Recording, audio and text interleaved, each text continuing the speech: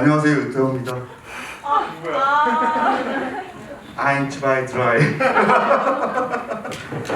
자, 구텐 모르겐? 제가 아는 독일어는 사실 몇 개 없습니다. 네, 인사 먼저 좀 부탁드릴게요. 네, 안녕하세요. 유태호입니다. Guten Tag. 그리고 저기 팬분들이 이거 케이크를 준비해놨는데 너무 마음에 들고 이렇게 하필 여기 현장에서 이렇게 받았기 때문에 여기다가 이렇게 놨어요. 기분 좋게. 대단하지 않아요? 디테일들이.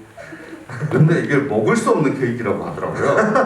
아, 그래서 일부러 그렇게 만든 건가? 그러면 저 유태호의 아름다운 피규어를 그냥 먹어서는 안 된다는 그런 마음으로 만든 것 같기도 하고요. 어쨌든 다들 영화 어떻게 보셨어요? 너무 좋았어요. 너무 재밌어요. 감동적이에요.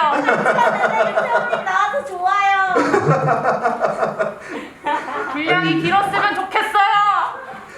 분량이 길었으면 좋겠어요로부터 오늘 대화를 한번 시작을 해볼까요? 그러면 분량이 다들 길었으면 좋겠다는 생각을 말씀하셨는데 저도 같은 마음이었습니다. 이렇게 재미있는 다큐멘터리를 이렇게 아까 어떻게 보면 중편의 어떤 러닝타임에 끊었잖아요. 네. 그렇게 이 시간 안으로 편집을 하게 된 이유가 분명히 있을 거라는 생각이 들더라고요. 네, 일단 촬영 분량만 그 소스 촬영만 생각했을 때는 소스는 한 80시간 정도 있었어요. 외장하드에 들어간 시간이. 그런데 나중에 다 편집해서 붙여서 보니까 대충 한 러프 한 1시간 반 정도 러프컷이 나왔는데 계속 사람들한테 또 보여주면서 제가 스스로 또 이 부분이 자주 보면 지루하게 느끼는 부분들이 있으면 전 아주 냉정하게 그냥 잘라버렸어요. 그래서 결과적으로는 러닝타임을 65분까지 나왔네요.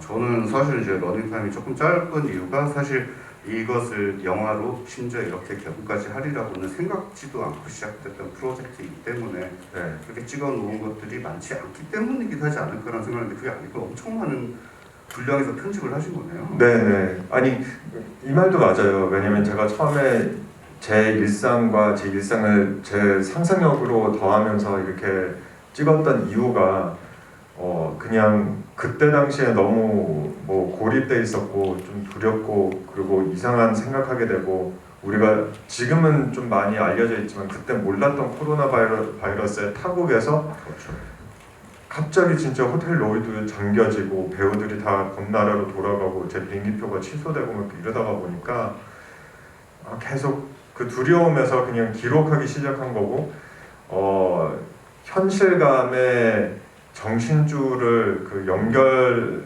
놓치지 않으려고 이제 계속 찍었던 거죠. 그래서 재밌는 요소도 놓고 그리고 그 핵심적인 한순간이 딱 그 실제로 오디션이 들어왔을 때 이게 재밌다. 그래서 다른 캐릭터가 나와서 그 캐릭터랑 대화할 수 있는 상황이 참 이것도 참 정상인 상태가 아닌데 절대 정상인이라고 할 수는 없죠.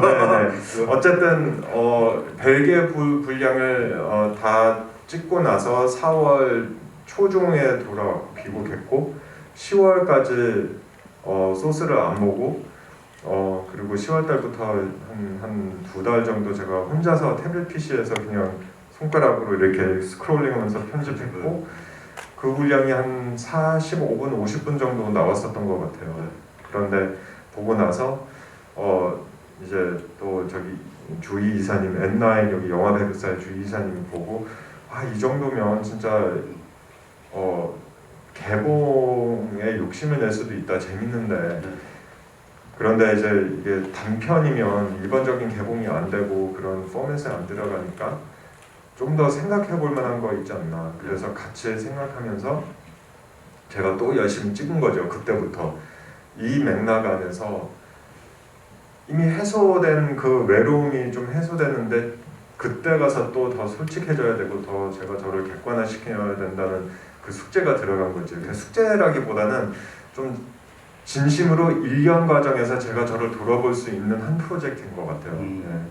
어떻게 보면 이야기를 좀 또 중간에 해야 될 것 같은데 제가 유태호 배우님을 10년 전에 만났어요. 네. 10년 전에 만났는데 누가 이제 집에서 파티를 열었어요. 그래서 이제 저를 비롯해서 이제 여러 사람들이 이렇게 있는데 옆자리에서 이렇게 음악을 계속 틀고 있는 한 남자가 있는데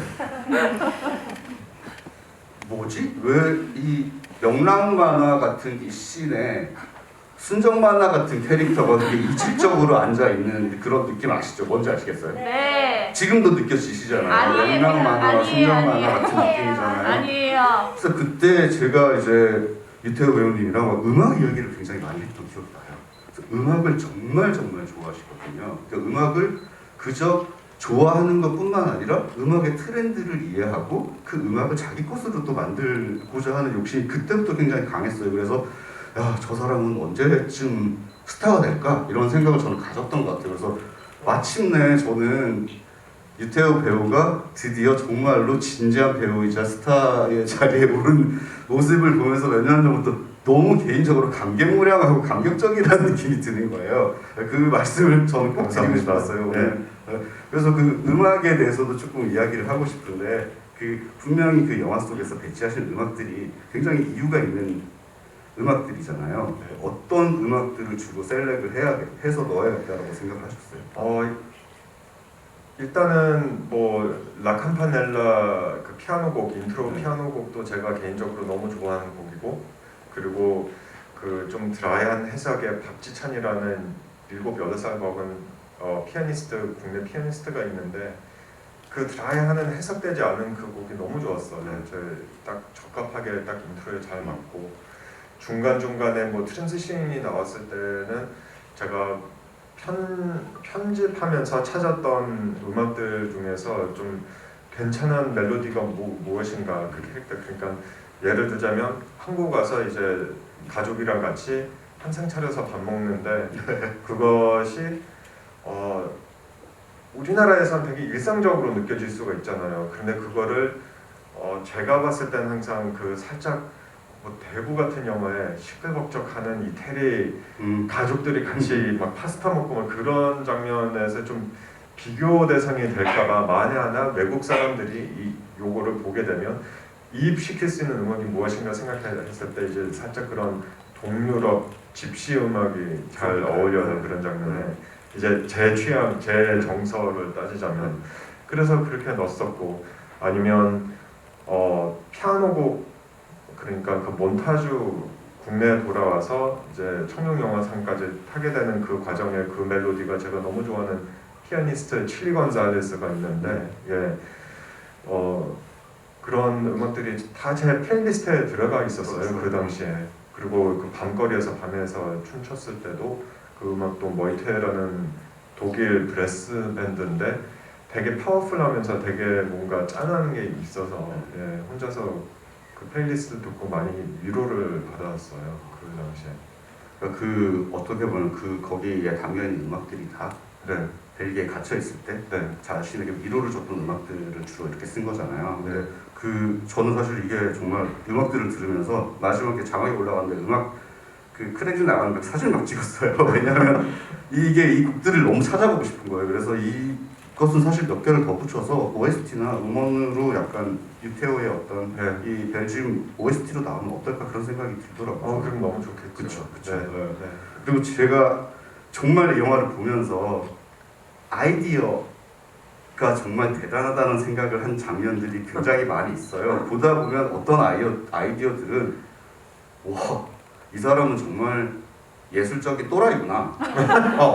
그렇기 때문에 이런 아이디어가 나오는구나라고 흠칫 놀라게 되는 장면들이 있는데 그 중에서 제가 가장 좋았던 장면은 이렇게 하리보를 사가지고 갑니다.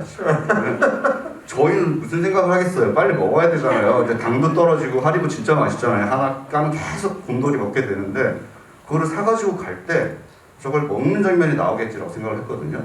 그런데 프라이하이트라는 노래죠. 자유라는 의미를 가진 독일 노래입니다. 그게 나오면서 그 순간에 무언가 정말로 거대한 장소에서 콘서트를 하는 것처럼 하리보들을 배치해서 찍었는데 그 장면은 정말 입이 쩍 벌어질 정도로 저는 놀랐어요. 그래서 그 아이디어는 어디서 나온 것이며 하리보를 사던 순간에 이미 그 장면을 머릿속으로 생각을 하고 있었던 건지?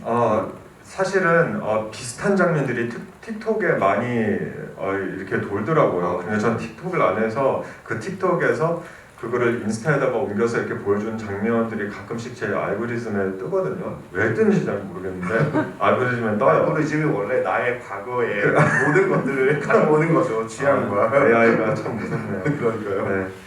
네. 어쨌든 그래서 코로나가 터졌을 때 이제 유럽에서 2월 달부터 터졌으니까 그런데 이제 모든 락다운이 3월부터 진행됐는데 한 달 동안 이미 뭐 SNS에서 사람들이 소통하는 것 중에서 이제 맥주 캔을 혼자서 먹고 퀸의 저기 프레디 mercury가 관객들하고 이렇게 뭐 소통할 때 있잖아요. 부르고 다 따라 부르고 그거를 맥주 캔으로 이렇게 찍었더라고요. 그래서 가만있어 이거 재밌는데 하면서 이제 제가 그거를 하리보로 옮겼죠. 예, 그래서 옮겨서 그거를 찍었는데 그런데 그 안에다가 저한테 의미 있는 그러니까 휘 느끼는 그냥 단순한 노래보다 제 인생에서 항상 제가 좋았던 노래를 같이 담아서 사실 그 노래가 파이하드라는 노래가 독일에서 독일 사람들이 너무 좋아하는 노래인데 너무 명작이다가 보니까 살짝 키치적으로 쓸 수 있는 요소가 좀 그런 위험성이 있거든요. 근데 제가 또 그런 키치적인 거를 순수하게 진심으로 좋아해서 취향이 이제 되게 위험한데 이거를 그래도 어떻게 써야 어떤 옛날 요소를 현대화시켜서 이렇게 표현했을 때 그래도 아름답게 느끼는 고민에 이제 그 하리보를 했었고 그런데 편집을 하는 단계에서 나중에 보니까 그거를 누가 또 하리보를 옛날에 했더라고요. 아델 노래를 깔고. 정말요? 네, 그래서 이거를 어떻게 하나 해서 그래도 처음부터 이것도 이제 현대 문법을 쓰기 위해서 제가 해시태그를 계속 넣었잖아요. 그래서 그냥 대놓고 다 넣었어요. 제가. 이거 하리보 챌린지다 하면서 해시태그하고 그리고 뭐 다른 해시태그들. 그래서 해시태그들이 들어간 거군요. 네. 그래서 아이디어도 얻으면서 어디서 그런 아이디어를 얻었는지에 관한 연결성을 크레딧을 주기 위해서 해시태그 넣은 거죠. 되게 섬세하게 뭐 어떻게 보면 그 아이디어에 어떤 도움을 줬다고 할 수 있는 것들을 되게 섬세하게 이렇게 이 섬세하게 되게 해시태그를 배치한 것도 되게 어떻게 보면 제가 아는 어떤 유태우 배우라는 사람의 특징이 아닌가라는 생각이 사실 들거든요. 근데 이 장면들을 특히 아이디어들이 굉장히 돋보이는 장면들이 많은데 어떤 장면들은 그러니까 제가 가장 또 감탄을 했던 장면 중에 하나가 이제 뭐 빨랫감 같은 것들을 들고 이렇게 로비 같은 공간으로 나옵니다. 자판기가 있고 근데 거기에서 조명이 밑에서 위로 이렇게 비치는 조명이 쫙 있잖아요. 그 순간에 갑자기 이 사람이 이상한 나라의 앨리스처럼 굉장히 다른 낯선 공간으로 들어간다는 느낌을 받았어요. 그래서 저걸 보면서 제가 계속 고민을 했죠. 조명을 일부러 저기 설치를 했을 리는 없는데? 제가 로비에 갔을 때는 일부러 그렇게 설치하지는 않았어요. 그게 그냥 로비에 우연히 그런 느낌이 있었는데 그런데 들고 다녔나? 저 지금 기억이 안 나요. 가물가물한데 항상 제가 조명 삼각대를 따로 가지고 가서 라이트 밸런스를 맞추려고 하는 건 맞아요. 그래서 제가 이제 원래 있는 자연광이나 그 호텔에서 주는 그런 빛들이 있는데 그냥 단순하게 이렇게 찍으면 그게 얼굴이 이상하게 나오거든요. 한쪽이 날아가거나 역광이 있거나 뭐 해서 그래서 항상 조명 들고 다니면서 어떤 범위에서 그 조명을 놔야 프레임에 안 나오고 그리고 어디 이제 간격에 제가 움직여야 그게 자연스러워 보인다. 그리고 그게 이제 눈에 안 튈 만큼 어떻게 나온지 그 신경을 많이 썼었던 것 같아요. 밤에 그 밤거리에서도 춤췄을 때 그 랜턴이 있지만 딱 제가 원했던 구도 안에서 제가 춤추면 그냥 새카맣게 나오거든요. 무게지거나. 그래서 딱 그 카메라 밑에다가 조금 더 나한테 가까이해서 이렇게 해서 완전 하이에 켜놓고 나를 비춰주게 그 안에서 이제 춤추고 뭐 그랬었죠. 이것에 대해서는 나중에 어떻게 보면 이 작품을 찍은 구체적인 그 영상들이나 이런 거를 통해서 일종의 마스터 클래스 같은 걸 해보면 어떨까라는 생각이 들거든요. 왜냐하면 마스터 클래스를 할 수 있죠. 왜냐하면 저는 이 영화를 보면서 굉장히 아티스틱하다라는 느낌을 처음부터 끝까지 강의 이게 받았는데 기초 클래스 할게요. 기초 기초 클래스는 괜찮습니다. 기초 클래스. 유태호의 네. 셀프 다큐멘터리 만들기 기초 왜 클래스. 촬영 감독님이 항상 딱 여기 있으면 여기 딱 여기 마크에 서서 이렇게 해서 대사 쳐야 된다 하는지 알겠더라고요. 계속 제가 날아가니까. 네. 근데 그러면서.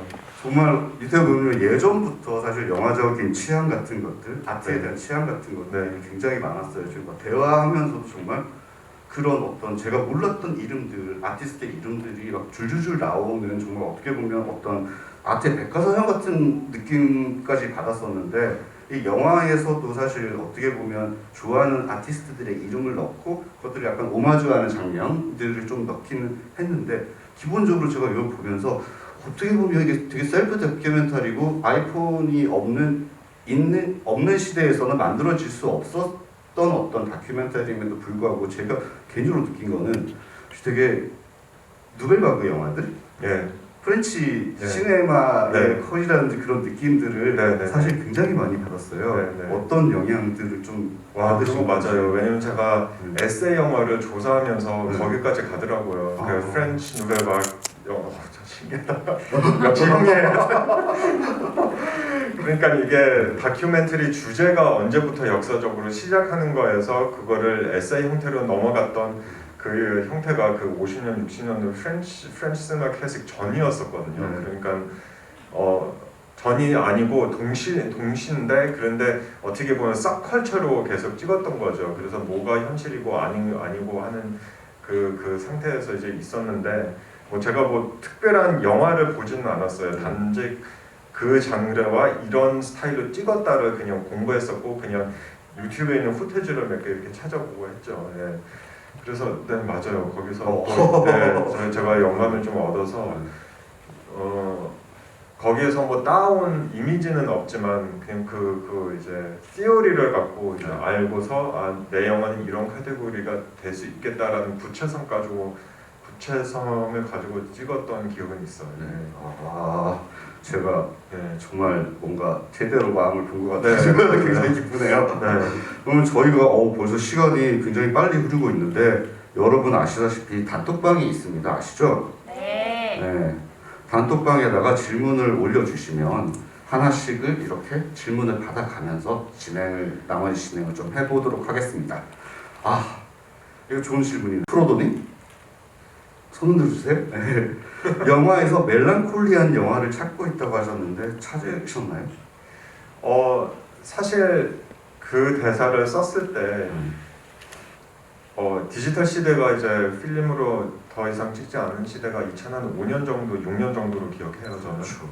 그런데 있죠. 예, 제가 그 전에도 있다는 거를 알았지만 대부분 영화에서 그런 거 없었다를 소개하면 이제 관객인가 보는 사람이 그건 믿게 되거든요. 그렇죠. 그런데 한두 영화들이 있었어요. 제가 이 영화에서 디지털 영화이면서도 불구하고 멜랑콜리를 되게 표현을 잘했다. 예, 있죠. 소개해 드릴까요? 네, 그럼요. 일본 영화인데 종이달리라는 영화가 있어요. 네. 그런데 종이달리 80년도 그 왕가의 영화 그러니까 못지않게 정말 그 결핍과 사랑의 갈망과 그 아름다움 안에서 표현하는 그 시네마 그 카메라의 구도와 뭐 딱 언제 딱 슬로모를 찍고 음악을 깔고 하면서 그냥 이거 느낌 있죠. 그 느낌이 딱 나오더라고요. 이게 뭐지 이러면서 나중에 또 좀 더 뒤늦게 나왔지만 문라이트라는 영화도 메리 젠킨스 감독님이 그걸 잘 하시는 것 같고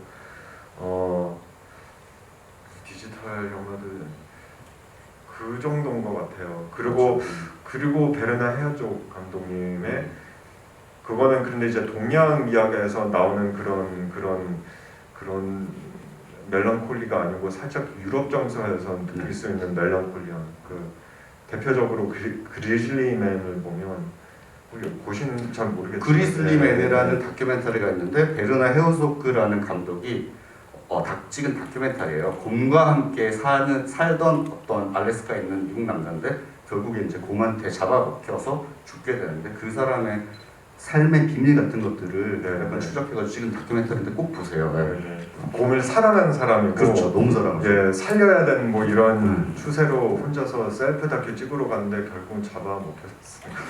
되게 신기한 슬픈 근데 그게 안 나와요. 그냥 그런데 헤아족 감독님 잘하시는 거는 그 인터뷰를 보면 ecstatic truth라고 하잖아요. 그러니까 현실이 아니고 극화된 현실에 관한 얘기를 항상 해요. 근데 그게 자기의 필메이커의 그 정체성인데 그거를 그 주변에 있었던 그 주인공 주변에 있었던 사람들을 인터뷰하면서 자기가 생각하는 해석을 거기에서 인터뷰 자료에서 빼내가지고 편집해서 이제 오묘한 아이코닉한 어떤 한 사람을 만들어줘요. 그런데 그게 실제로 그랬는지 안 그랬는지 잘 모르겠지만 그게 그래서 다큐멘터리라는 장르는 있지만 진짜 다큐는 더 이상 없다고 생각해요. 왜냐면 다 그 연출하시는 분의 해석에 통해서 우리가 이 색안경을 쓰고 보는 영화라서 맞아요. 네. 그래서 아마 그래서 좋다고요 저는. 그러니까요. 네. 요즘 같은 경우는 이제 다큐멘터리 흐름이 우리 예전 같은 경우는 다큐멘터리는 무조건 리얼이라고 생각을 했지만 이제 다큐멘터리 안에도 사실은 이제 카메라를 비추는 사람의 의도 이런 게 들어가거든요. 그런 면에 있어가지고 저는 사실 셀프 다큐멘터리를 찍는 것이 나중에 편집하신 것이 굉장히 어떻게 보면 재밌기도 하지만 고통스러운 작업이었을 수도 있겠다는 생각이 드는 게 이를테면 되게 우리가 기대하는 그 배우들의 셀프 다큐멘터리에서 기대하는 어떤 자기 영민이라든지 어떤 약간 자뻑이라든지 이런 것들이 강하게 드러난 것들을 사실은 좀 보아왔기 때문에 뭐 TV 다큐멘터리도 그렇고요. 그런 것들을 어떤 식으로 제거하면서 배우 정체성에 대한 얘기를 할 수 있을까라는 고민을 가지면서 봤는데 그걸 굉장히 담백하게 사실은 감사합니다. 스스로를 숨기지 않으면서도 그것을 정말 담백하게 뽑아내는데 그러기 위해서는 정말 걷어내야 될 것들도 되게 많았고 결정의 순간들도 많았을 것 같아요.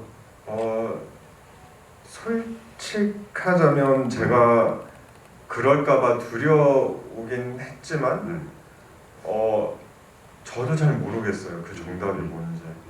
제가 그냥 제가 저를 프레젠테이션을 하면서 유태오의 브랜드와 유태오의 이미지를 제가 색감경을 쓰고 관객들한테 이제 프레젠테이션하게 됐잖아요. 그런데 사실은 애초부터 제가 이 영화를 만에 하나 살아남는다면 코로나 걸리지 않고 20년 뒤에 저를 위해서 만든 영화예요. 그래서 적어도 부끄럽지 않게 재밌게 보여드려야 되겠다 그분한테 그런 생각으로 찍었거든요.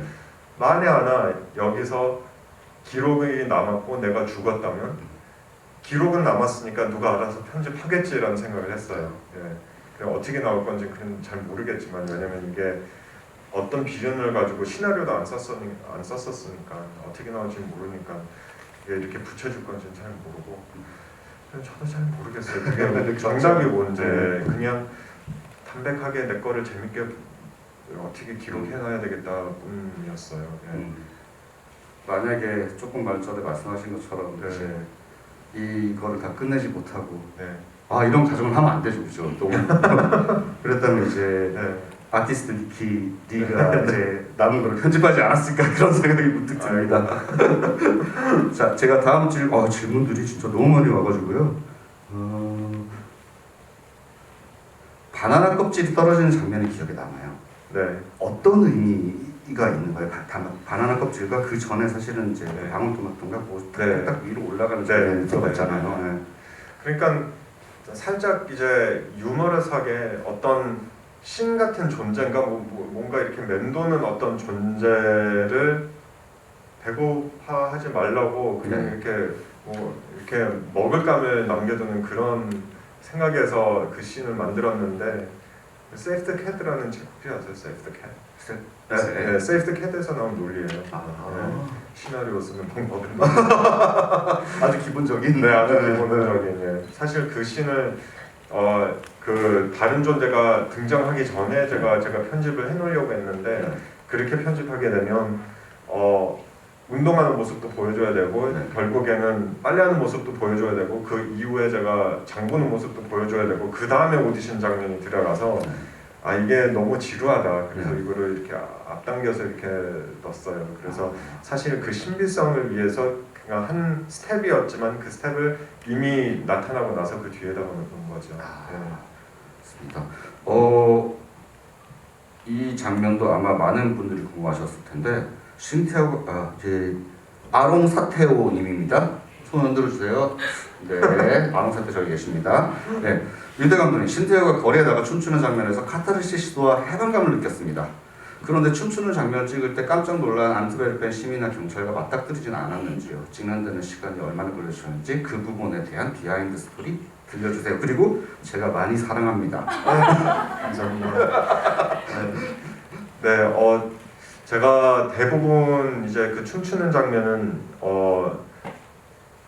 3일 정도 거쳐서 찍은 것 같아요.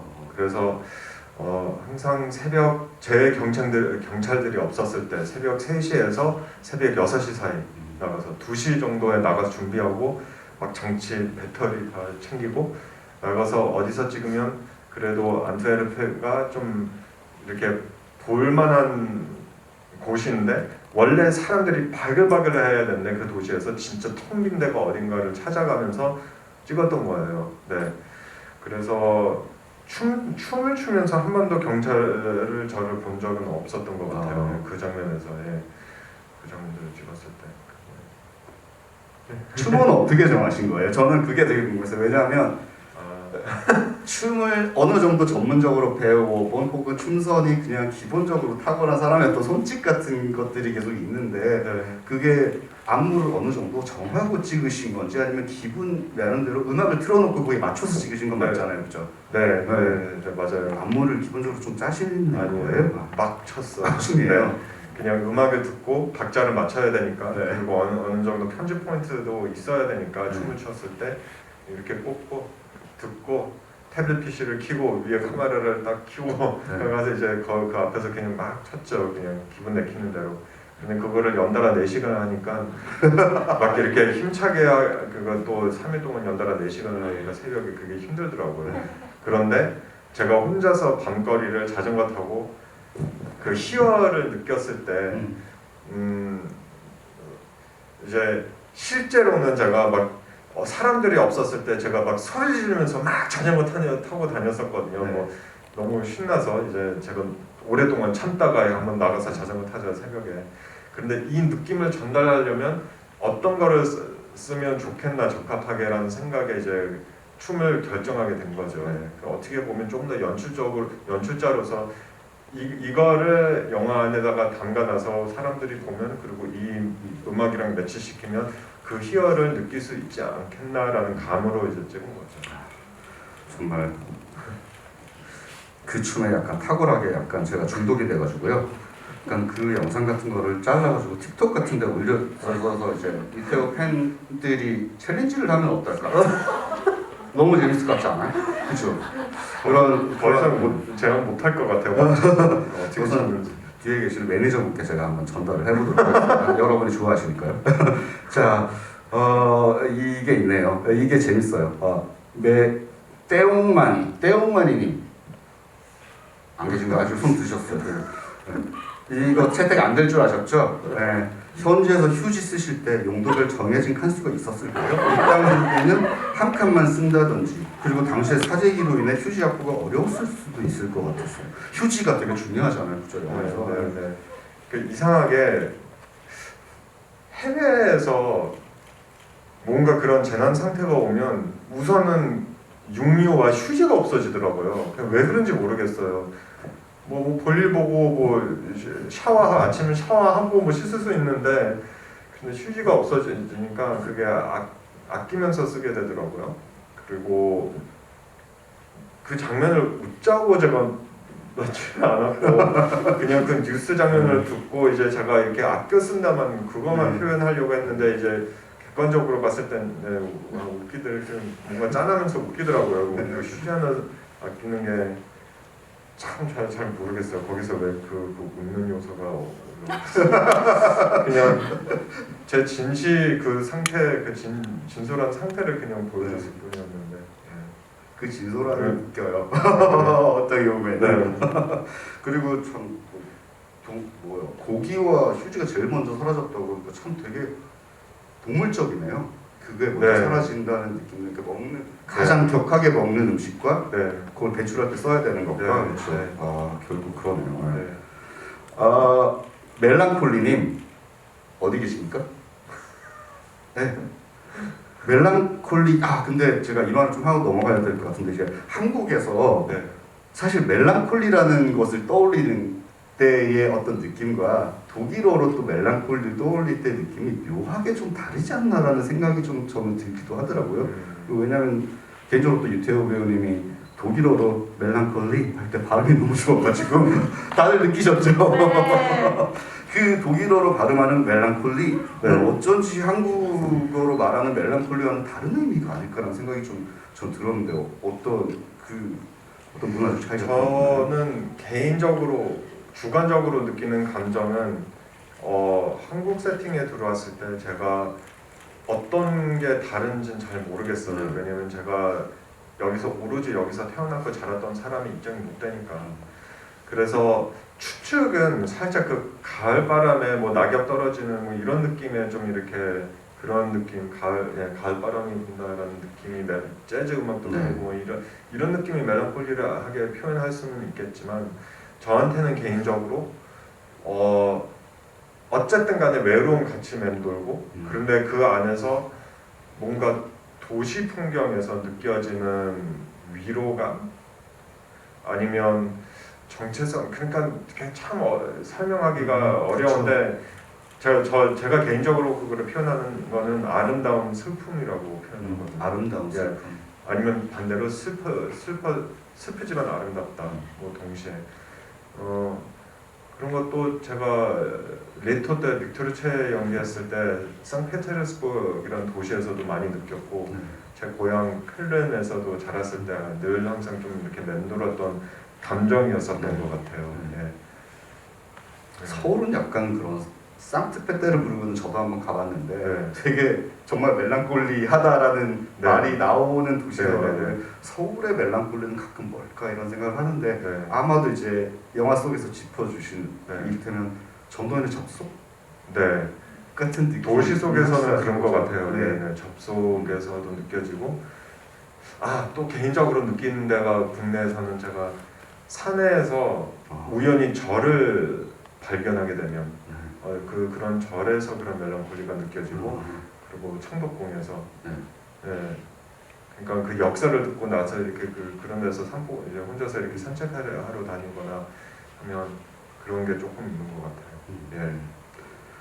저 멜랑콜리님의 질문은 참 이거였습니다. 근데 사실 처가댁 방문하고 인사하고 식사하는 장면이 굉장히 자연스럽던데요. 저는 그 장면이 너무 좋은데다가 앞에 벨기에 장면들이 끝나자마자 갑자기 새로운 리듬과 새로운 색깔과 새로운 냄새가 막 이렇게 네. 팍 터져나오는 느낌이라 영화의 리듬을 중간에 절묘하게 살린다는 생각이 들었는데 멜랑콜리님께서 그 장면은 NG 없이 한 번에 오케이 된 건지 궁금합니다라고. 그게 참 혼자서 제가 저를 연출을 하면서 뭘 해야 되면 그때도 제가 개인적으로 마음에 안 들어서 제가 뭐 한 씬을 찍을 때도 막 거의 이틀 거쳐서 막 찍고 그랬었거든요. 그런데 이제 그게 처음으로 이제 핸드헬드 카메라로 넘어가고 그 핸드헬드라는 기술이 조금 시끌벅적하고 막 사람들이 많고 이렇게 움직이면서 뭔가 이렇게 그 감이 또 다르잖아요. 뭔가 이렇게 사람 사이에 있는 것 같고 그 카메라를 이제 니키가 해줬거든요, 촬영을. 그리고 이게 참 이렇게 가족들을 컨트롤하는 게 쉽지는 않거든요. 근데 그거도 이제 옆에서 니키가 이제 많이 도와줬어요. 그래서 경상도 가족이잖아요. 네 맞아요. 경상도 출신이라 제가 지역 특별 그거를 멘션 안 하려고 하는데 하셨네요. 정말 안 듣습니다. 네. 그래서 여러 번 찍었어요. 네, 여러 번 찍었고, 네, 여러 각과 앵글로도 찍었고 편집해서 붙여보려고 했는데 결과적으로는 그 원샷 원테이크 이렇게 돌아가는 게 그거 제일 좋더라고요. 그래서 그거를 쓰게 된 거죠. 예. 그 영화 보면서 궁금한 게 있었는데요. 신태호가 이제 태호에게 만두를 해줬는데 이분은 신태호님입니다. 아이디가 누구세요? 저기 앞에 계시는구나. 네, 신태호님. 신태호가 태호에게 만두를 해줬는데 올드보이 군만두가 생각이 났습니다. 여러 음식 중에 만두를 해준 이유가 궁금하고요. 반대로 태호가 신태호에게 어떤 음식을 해주고 싶은지도 궁금합니다. 올드보이 군만두랑 갇혀 있을 때 먹는 음식의 어떤 예. 이제 혹시 영화 미나리를 보셨나요? 많이 아시는 분들이 계신지 잘 모르겠어요. 미나리 보신 분들 꽤 많이 네, 보셨어요. 꽤 많이 보셨네요. 그런데 거기서 할머니가 이제 자기 손자를 이렇게 미국 가서 이렇게 놀러 가서 만나게 되는 장면이 있잖아요. 그런데 제가 독일에서 있었을 때 사춘기 때 저희 친할머니 할아버지 놀러 왔었거든요. 그러니까 비슷한 경험을 한 거죠, 제가. 그런데 옆에서 독일 시골 길거리에서 저한테는 그냥 잡초로 보이고 뭐 풀로 보이는데 부추래요, 부추. 그래서 그거를 막 뜯고 캐고 집에 가지고 가서 뭐 요리에다가 넣어서 만들고, 제가 뭐 매일 이렇게 지나간 나무인데 할아버지가 여기서 자두나무라고 좀 있어 보라고 하면서 자두를 따가지고 가고 뭐 그런 경험이 있어요. 그런데 할머니랑 제가 만두 이제 이북 출신이신데 그 레시피가 저의 친할머니의 레시피예요. 그래서 제가 종종 먹고 싶을 때 만들어 보려고 하는데 그 맛이 안 나더라고요. 아쉽게도. 그런데 이제 그런 기억들 때문에 제가 이제 그런 찬스가 있으면, 그리고 하필 몸에 이미 그게 배어 있으니까 하필 그때 안트웨르페 차이나타운에 갔을 때 아시아마트에 그 식재료들이 있으니까 이제 그 식재료들을 사서 집에서 만들어 먹겠다 마음을 먹었는데, 그래서 넣었었던 거예요. 예, 그리고 개인적으로 제가 진짜 만두를 좋아하거든요. 만두 좋아하시는 거 네. 같죠? 네, 그래서 쓰게 됐어요. 그리고 반대로 내가 그 캐릭터를 위해서 요리를 만들겠다 하면, 그런데 참 그 캐릭터가 먹는 존재가 아니라서 참 어렵네요. 예, 안 그러면 그게 방울토마토하고 그 바나나를 먹었던 장면을 보여줬겠죠. 네. 근데 꼭 요리를 해야 한다면 뭐 어렵죠. 네, 어렵다. 뭘 불러야 될까? 네, 진짜. 네. 만두에 버금가는 뭔가 있어야 할 텐데. 네, 네. 맛있는 샌드위치를 만들어주고 싶은 마음이 있네요. 네, 왜 그런지 모르겠는데 지금 본능적으로 생각이 나오네. 네. 저 이야기 하다 보니까 갑자기 되게 자랑하고 싶은 거 생겼어요. 듣고 싶을지 모르겠지만 저는 아주 오래전에 유태우 배우님에게 정말 맛있는 음식을 직접 만든 음식을 얻어먹은 적이 있습니다. 나도 만들어줘요. 정말 놀라운 요리사예요. 심지어 자신의 요리로 실험도 하는 그런 요리사거든요. 그래서 언젠가는 유태우의 계속 제가 이제 아이템을 내드리겠네요. 유태우의 어떤 뭐 간단한 음식 만들기, 약간 요리 요런 교실. 레시피 같은 거를 레시피북 같은 거를 해주시면 어떨까라는 생각을 진심으로 하고요. 그리고 거기에는 이제 이 영화에 나왔던 만두 레시피가 꼭 들어가야 할 것 같고. 네. 그리고 여기 나왔어 태호님 어디 계십니까? 저기 중간에 계십니다. 벨지움 촬영을 편집할 때 필름 느낌을 내기 위해 필터를 중점적으로 사용했다고 하셨는데 서울 촬영분 편집에 중점을 두신 부분은 또 있을까요? 그런 부분에 있어서? 벨기에에서는 안 그랬어요. 제가 필터를 안 썼고요. 그냥 영화적인 구도를 살리기 위해서 절대적으로 핸드헬드를 쓰면 안 되겠다. 딱 그냥 프레임을 픽스 시켜놓고 세워놓은 상태에서 이제 머릿속에서 컷 바이 컷을 영화적인 거를 살리기 위해서 이렇게 하자.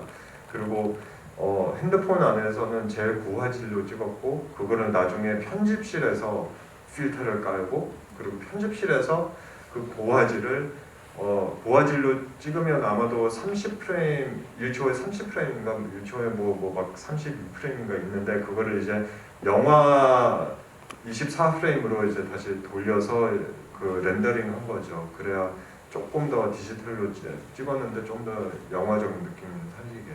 한국 장면도 그렇게 찍었고요. 좀 컬러 입히는 거 차원에서 이제 좀 차별성을 주려고 이제 한국에서는 조금 더 컬러를 조금 더 쨍하게 넣고, 유럽에서는 좀 더 이제 좀 더 워시다운 그런 컬러 조금 빼는 느낌을 일부러 넣었어요. 이 질문도 재미있어요. 룽룽님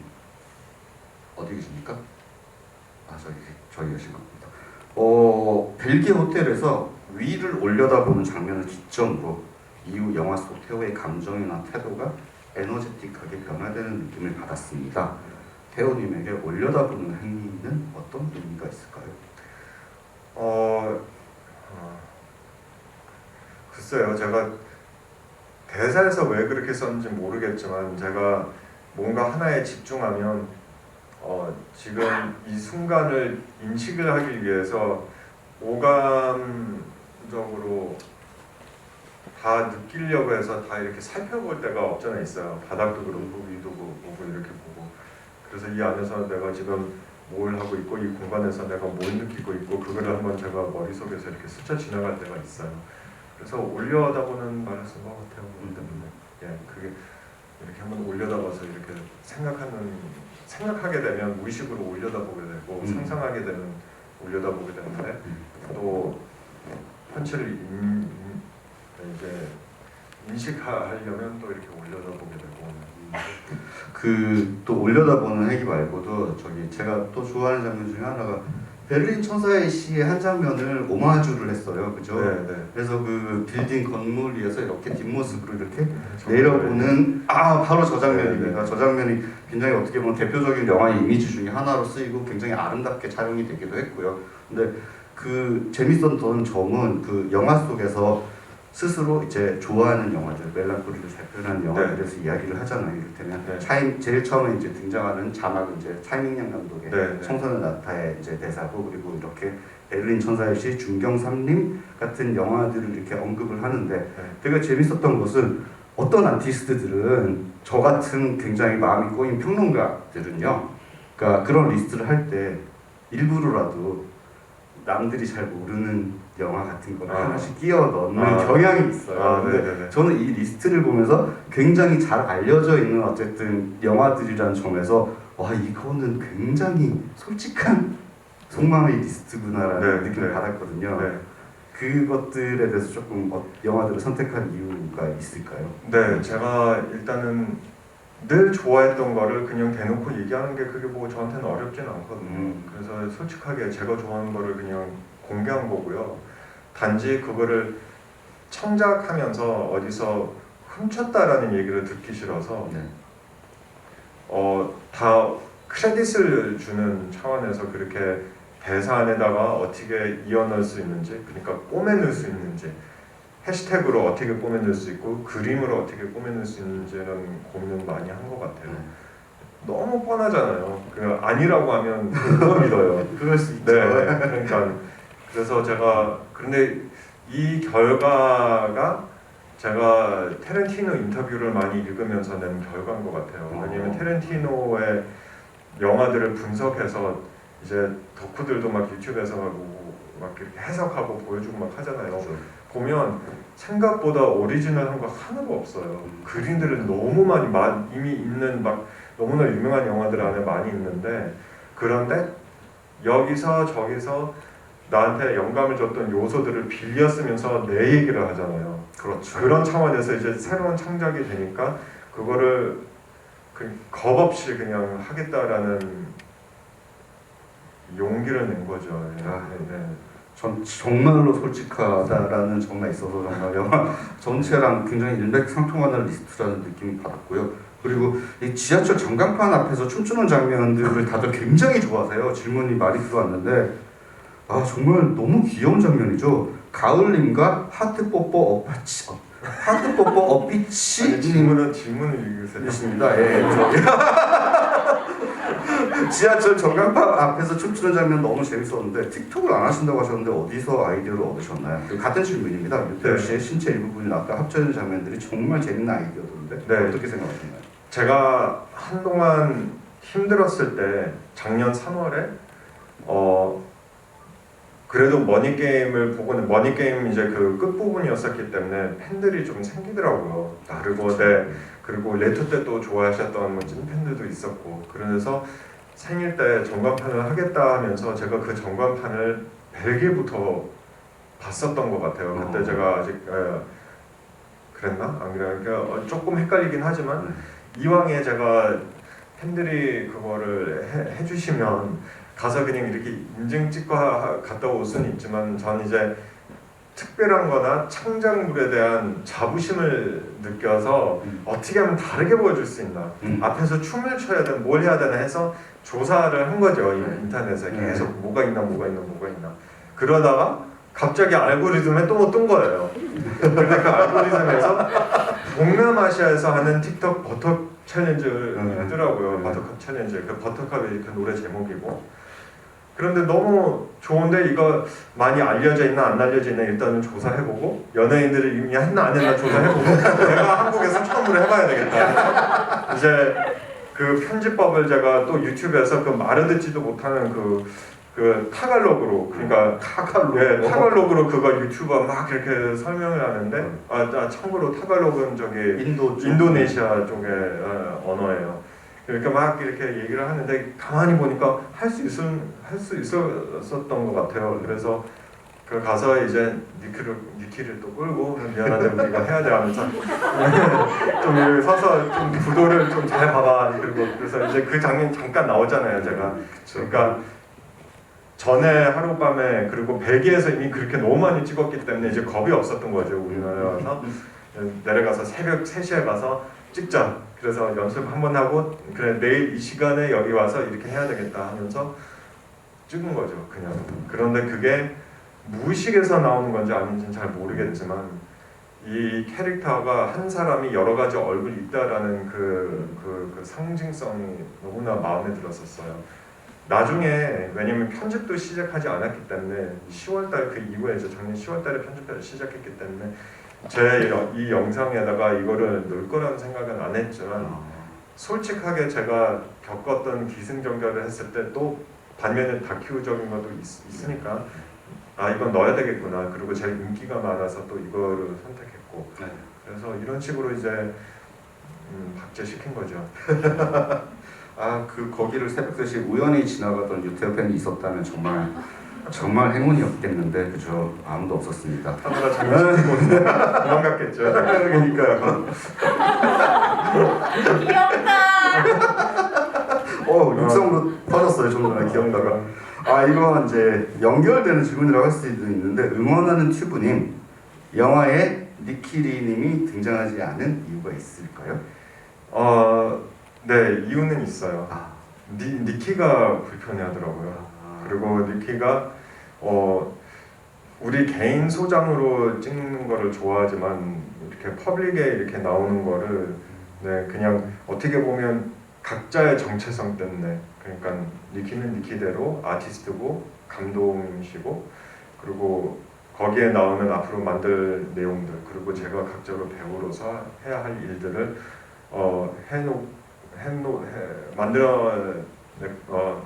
잠깐 갑자기 단어가 만들고 싶어서 우리의 일 안에서는 우리가 결정을 해서 여기 우리가 같이 등장하는 의미가 있으면 같이 등장을 하는 거지 그러지 않으면 작품 안에서 작품성을 받쳐주지 않은 거면 그건 그냥 개인으로 항상 소장하자. 그래서 그렇게 결정한 거예요. 이 질문도 제가 정말 해보고 싶었던 질문인데요. 떼옹님입니다. 귀에 꽃을 꽂는 장면에서 전달하고 싶었던 의미가 뭔지 궁금합니다라는 질문인데요. 저는 그 상황에서도 꽃을 산다라는 것에 굉장히 저는 정말 그냥 한국 아재이기 때문에 그러니까 집에 물론 이제 꽃을 누가 사오면 꽂을 수는 있지만 제가 그런 급박한 상황에 갇혀 있으면서 음식물을 사야 되는데 거기서 꽃을 사고 그거를 또 하나하나 이렇게 키트에 넣잖아요. 그것이야말로 저는 저것이야말로 한국에서 오로지 유태였다라는 생각을 좀 했어요. 그 꽃에 대한 의미를 얘기를 좀 해주세요. 저한테는 이제 항상 해외에서 작품할 때 일단은 호텔방에다가 꽃을 넣으려고 해요.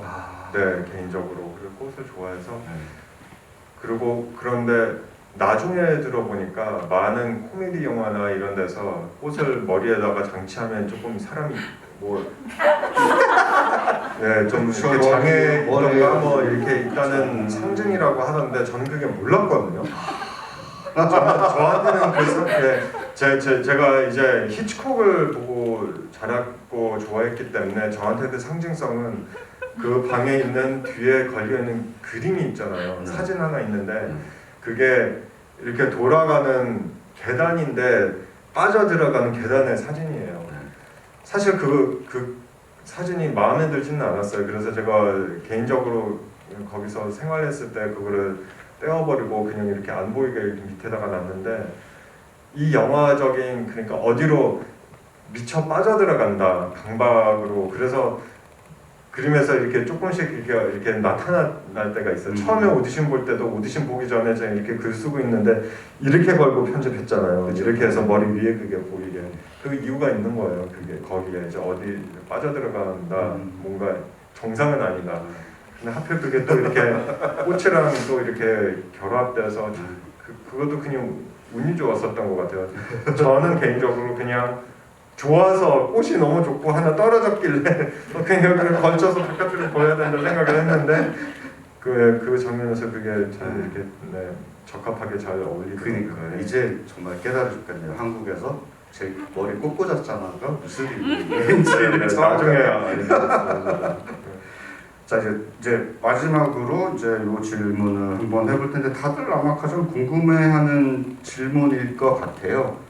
예를 들면 배우로서의 모습도 계속 보고 싶지만 이 영화를 보면서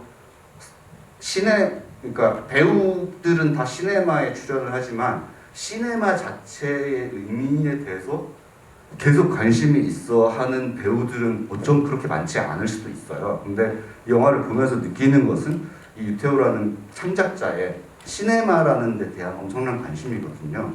그러면 다음 작품으로 혹시나 여러 가지 아이디어가 항상 있잖아요. 다음 작품으로 다큐멘터리든 극이든 해보고 싶은 것들이 뭐가 있을까요? 네, 아이디어는 항상 있고요. 항상 또 옆에서 배우자랑 같이 많은 의논을 하고 그 중에서 제가 대부분 아이디어를 한 10개를 던지면 8개는 소리하지 마 이렇게 되는 거고 그리고 되게 중요합니다. 그런 사람의 존재. 되게 냉정하게 근데 이제 저도 제가 객관화시키지 못하니까 워낙 생각과 아이디어들이 많아서 그래도 한 2개 정도 걸려요. 그럼 거기에 위축되지 않고 그러면 100개 던지면 20개 걸리겠네 하면서 계속 막 말을 걸어요 제가.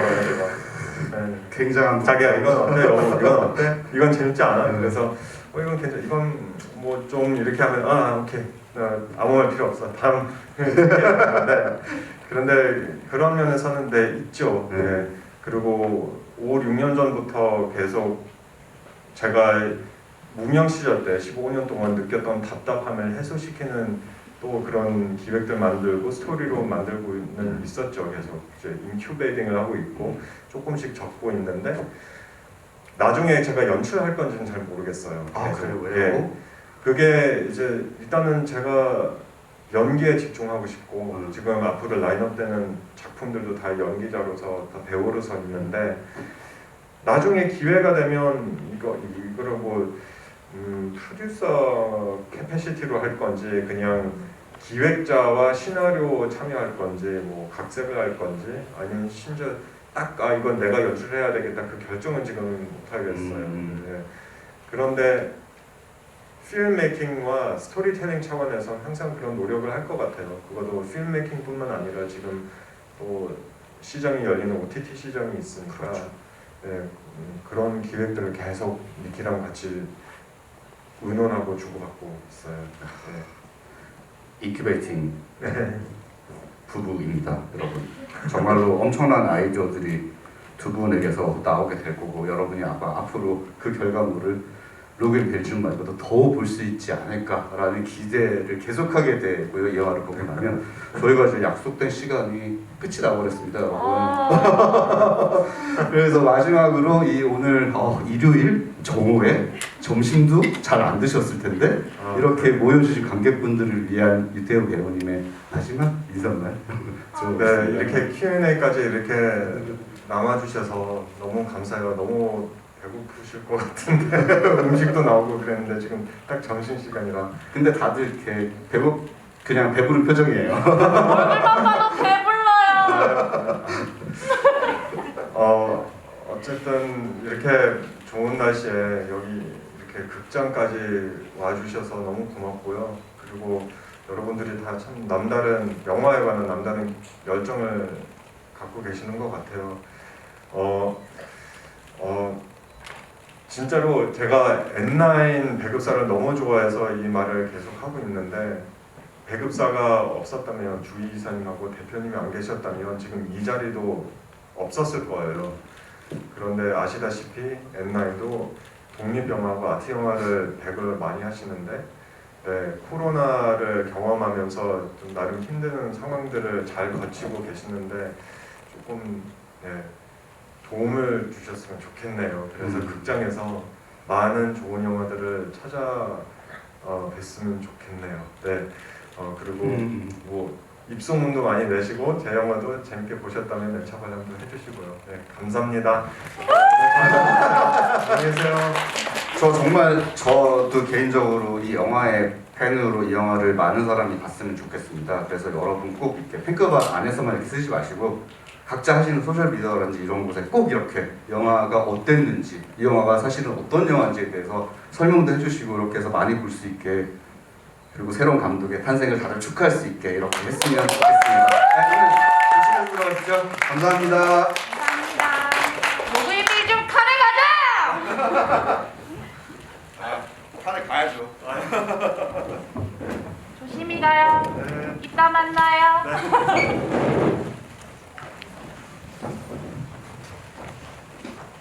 안녕.